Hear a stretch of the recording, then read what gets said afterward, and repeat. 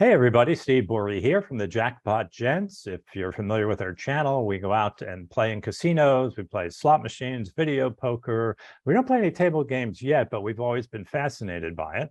And we do periodically have interviews with people who are experts in their particular fields. And today we have a blackjack expert. But first I want to introduce my son, who's the other half of the Jackpot Gents, Matt Borey.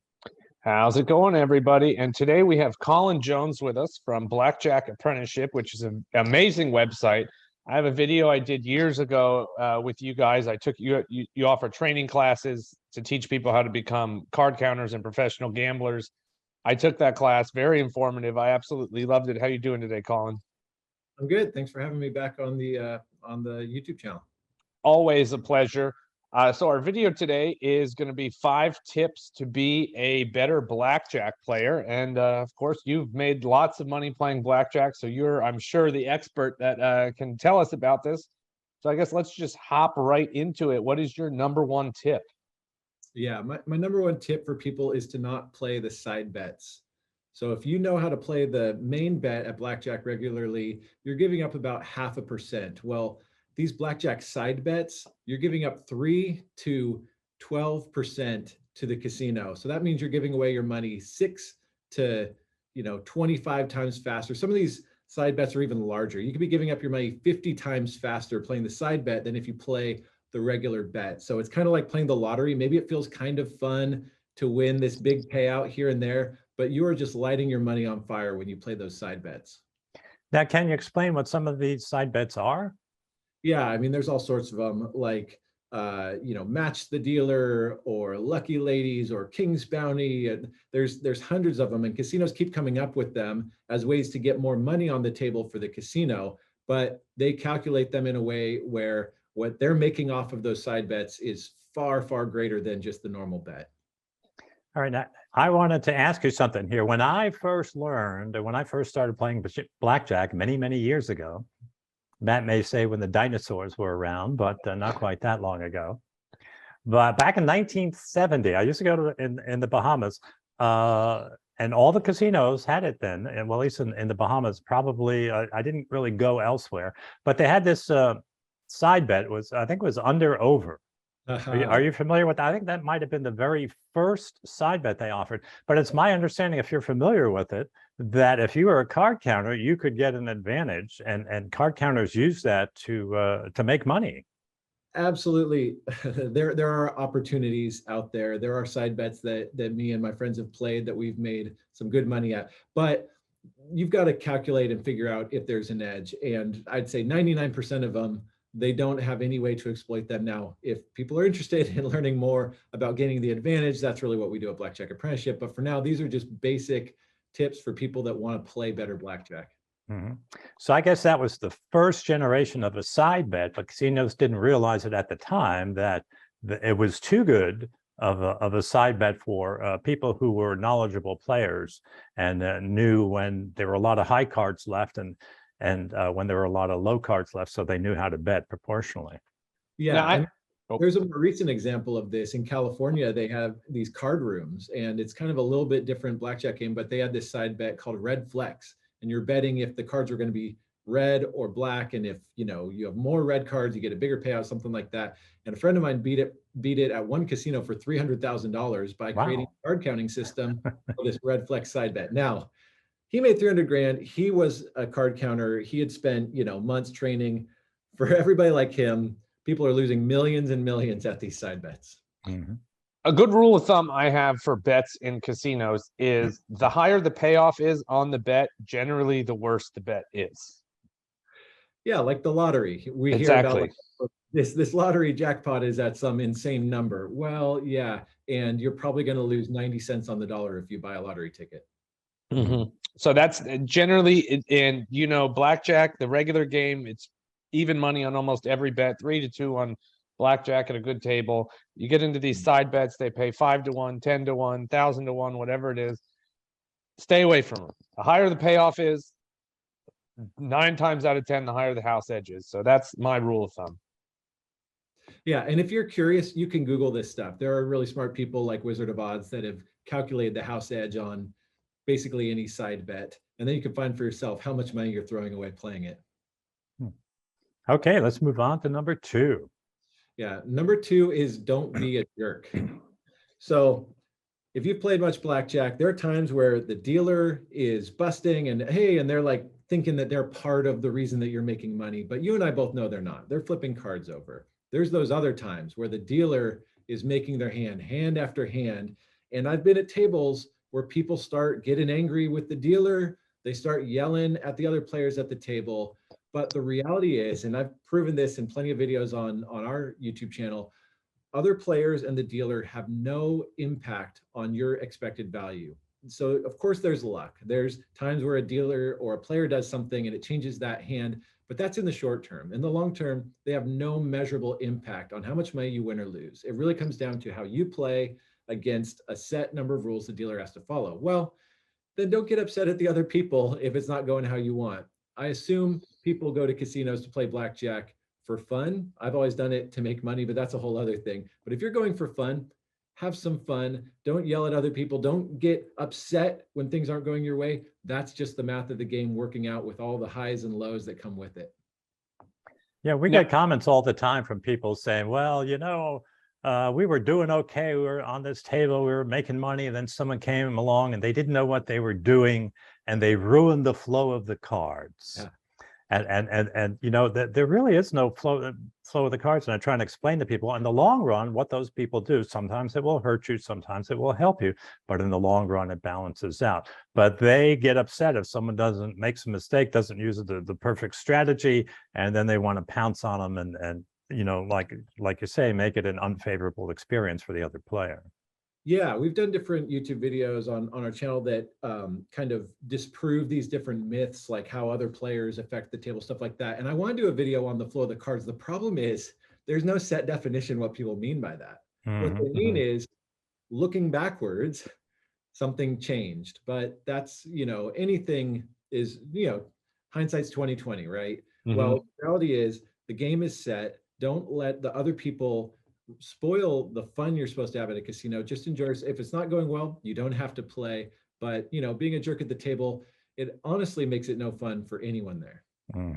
I did see, I was playing Ultimate Texas Hold'em one time because I know they're bad games, but I still like to play them because I have fun. Speaking of having fun in a casino, and the guy next to me was getting mad and he kept yelling at Sam. And I was like, who the hell is Sam? Because the dealer had their name tag on and it didn't say Sam. So finally I asked him, I was like, who's Sam? Who are you getting mad at? And he just pointed at the automatic shuffler. He's like, Sam, the stupid ass machine.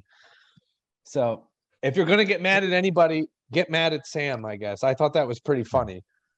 That is pretty funny, but I just don't even know if you're going to be glad the next day that you were angry at the Now, well, before we move on to number 3, I just want to say one last thing we tell people. If you're somewhat new to the game of blackjack, when you go to choose your seat at the table, I always suggest do not sit in that last seat, because if you're in that last seat and something goes wrong, they're going to blame you. There's always going to be people at the table that are going to blame you. Oh, you took the dealer's bust card. You made the wrong play. So I said, well, just try and sit in the first seat if you can. Yeah, that's right. I've been a professional for a long time, but because of the weird superstitions in a casino, I don't like to play last, and I don't like to cut the shoe because I'm somehow going to get blamed for it, even though I know it's all just luck. True. All right, now on to number 3. Yeah, my next tip for you guys is to learn basic strategy.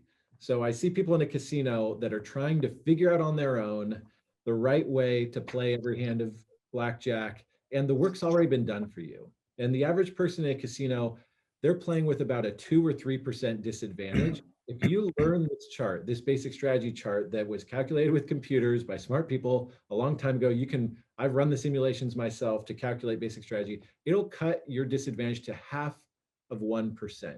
So if you're betting $10 an hour, you're going to lose maybe $5 an hour on average if you learn this chart. If you don't, you're going to be losing $20, $30 an hour betting that same $10 a hand. But Now, if you're, I was sure. going to say, if you learn that basic strategy, prepare to have people tell you that you're an idiot and you don't know what you're doing, even if you know what you're doing. That's absolutely true. What were you going to say, I- Dad? I was going to say, well, well, first of all, we have another website, AmericanCasinoGuidebook.com. We have free blackjack strategy cards there that you can print out. You can bring it with you into the casino. Most casinos will let you use it at the table. Not all, but a lot will, unless you slow down the game. You slow down the game, they're going to tell you to put it away. But I think we have 6 different ones because the strategy will change depending on the number of decks and depending on the number of rules enforced in place in the game. So, and a lot of times they'll sell them in gift shops. You can buy them online, but again, you can get them for free. If you just go to our website, AmericanCasinoGuidebook.com, you go up to the blackjacks, how to play blackjack, and in there you'll see a little a section, free blackjack strategy charts, and you can print those out on your own. Yeah, you could learn just the main generic chart. We have a generic one on our website, but I'm sure the Hit 17 shoe game one that you guys have in your book is going to be good enough to give people a much smaller edge than guessing. Yes. Yes. All right. And what's number 4, Colin?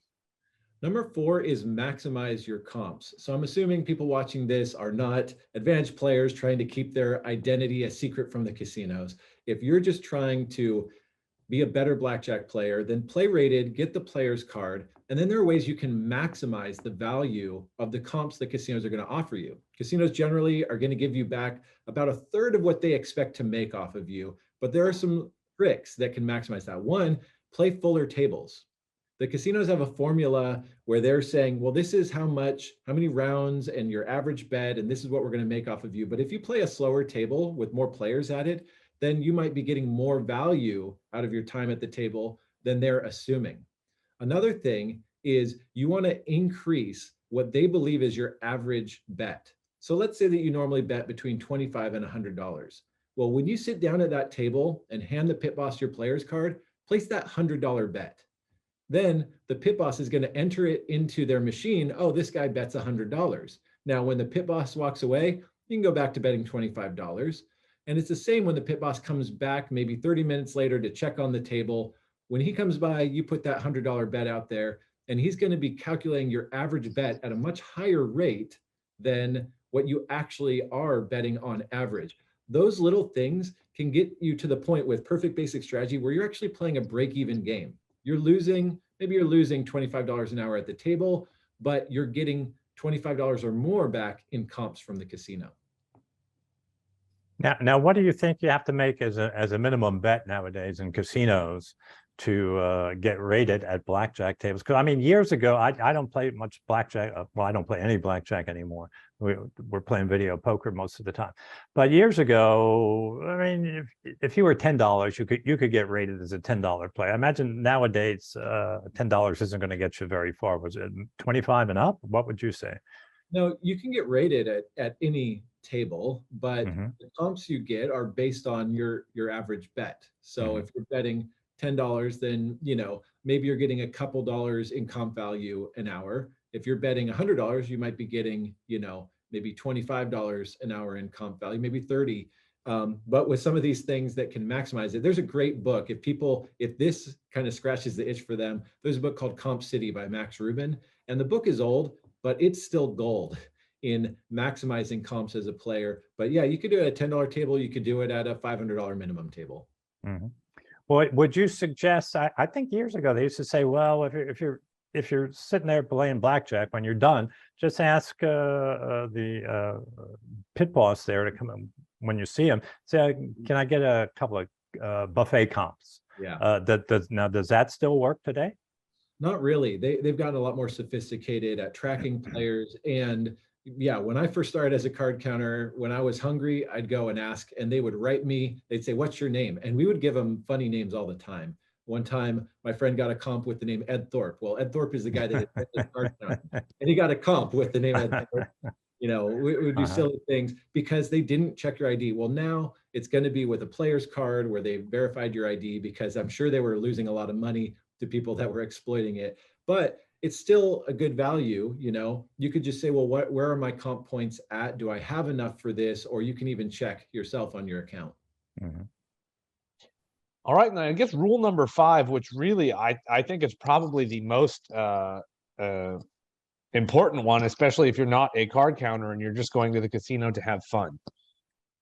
Yeah, so my last tip is to expect to lose. So if you went to a sporting event, a football game, a baseball game, something like that, or if you go to the movies, you take your family to the movies, you're expecting to come home a little bit poorer than you went to that event with. Well, it's the same with casinos. These casinos aren't built on players winning. They're built on knowing that players will lose over the long term. Now, you might get lucky and have a winning night. You might get lucky and win 4 out of 10 times on average, but you're not going to be a winner every time you go to the casino.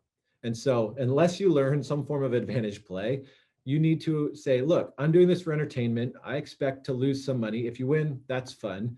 But if you expect to lose, then you're going to have a more enjoyable time because the odds are you're going to lose more times you go to the casino than not. Mm-hmm. Well, nowadays, now we can go back to me back in the 70s again. There was basically one shoe game with 8 decks, and they dealt the cards face up. But now you have single deck, double deck, 6 deck, 8 deck. You have even money on blackjack, 6 to 5, 3 to 2. So if people are expected to lose, what should they look for as far as what kind of game they should choose to play in order for them to lose less? Yeah, absolutely. And again, we have a Blackjack House Edge calculator on our website, blackjackapprenticeship.com, where you can put in the rules of the game, but we don't have everything that's available now. There are all sorts of these funny blackjack games out there, and you can do a simple Google search and find out the house edge. If you've come across a table and it says super fun 21, and you think, well, that sounds great. Well, just do a quick Google search and say super fun 21 house edge, and it's going to tell you that the house edge is over 1%, as opposed to a normal 3 to 2 blackjack table where the house edge is about 0.5%. So the first thing to look for is, do blackjacks pay 3 to 2? You're better off playing a $25 table where blackjacks pay 3 to 2 than playing a $10 table where blackjacks pay 6 to 5. And so you got to know, you can research this stuff, but know the house edge of the game you're playing. It's not about the number of decks. It's about all the combination of rules, number of decks, and the various rules that they offer you. There could be something that looks amazing. Then you find out the dealer pushes on a 22 and all of a sudden that rule kills it. But people like Wizard of Odds have calculated all these funny blackjack variants for us so that we can go into the casino armed and know the best game to play. It's funny. I was just about to talk about the blackjack free bet, and then you beat me to it with the dealer pushes on 22. Free. It's got to be good, right? Yeah. Well, what would be I guess, I think we tell people the most important factor would be whether or not they're paying 3 to 2 on blackjack. Can you explain how the casino advantage, saying all the rules are the same and the only change that they make is they change the payoff. So now 3 to 2 means if you bet $10 and you're dealt a blackjack, you would win 15. So 6 to 5 means if you bet $10 and you win a blackjack, you're going to get $12 instead of 15. And if it's even money, you bet $10, they're going to pay you $10 for your blackjack. So assuming you have 3 different games, all with the same rules in effect, and the only change is that one game, they pay you 3 to 2 on blackjack, the other one they pay you 6 to 5, and the other one they pay you even money. Can you explain how that affects the house advantage in those 3 games? Yeah, so you can see here's paying 3 to 2, you're going to get $15 for your $10 bet. Here is 6 to 5, you're going to get $12 for your $10 bet. You say, well, that's only $3. Well, there are really 2 things that help the player. One is that we can double down. And so, of course, basic strategy says when to double down when it's advantageous to us. The other is how a blackjack is paid out. If the dealer gets a blackjack, you lose 1 bet. If you get a blackjack, you get paid more than 1 bet unless it's a pays even money table. And you could say, well, it's only a few dollars, but this has a huge impact on our house edge. Those few dollars are the difference between the casino having 0.5% advantage over you to over 1%, basically losing 2 or 3 times as much money by playing this inferior rule. So avoid anything that doesn't pay 3 to 2. That's probably the best thing you can do.